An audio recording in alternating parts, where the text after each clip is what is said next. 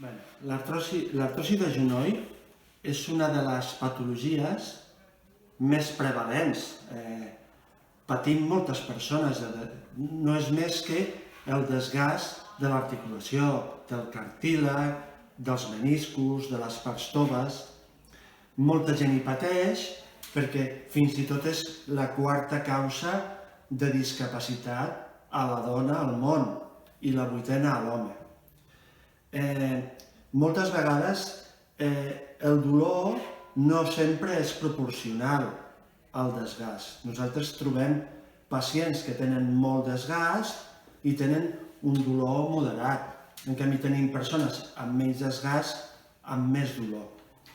Entre les recomanacions de com intentar millorar o portar aquest tipus de patologia, hi ha, d'una banda, vigilar la sobrecàrrega, vigilar l'excés de pes i, d'una altra banda, exercicis que mantenen el to muscular de la cuixa i de la cama mostren una certa eficàcia amb aquest tipus de pacient. Nosaltres ara us passarem un protocol que us pot ajudar per gestionar aquesta patologia.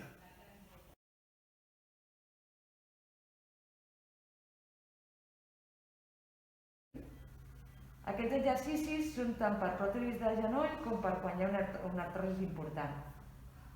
Llavors, el primer és post-intervenció quirúrgica, que la cama està molt inflamada. Si recolzem la cama en algun lloc o simplement la mantenim així, farem bombejos amb el turmell per augmentar la vascularització de la cama i intentar que no estigui tan inflamada. El segon exercici és per treballar la contracció del quàdriceps, perquè normalment tenim una pèrdua d'extensió. Llavors, el que farem és apretar el coixí, fem contracció del quàdriceps, aixequem taló i punta els dits cap a nosaltres. 1, 2, 3, 4... Aquest exercici també per treballar el quàdriceps, punta els dits mirant cap a nosaltres, la cama ben recta i aixequem. 1, 2, 3, 4.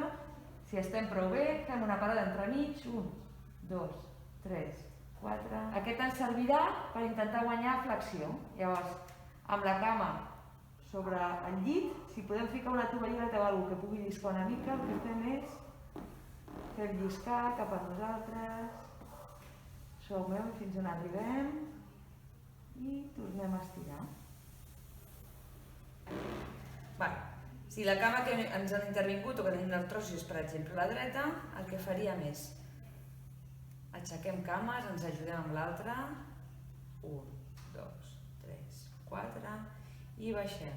Canviem la cama per sobre i el que fem és forçar la flexió.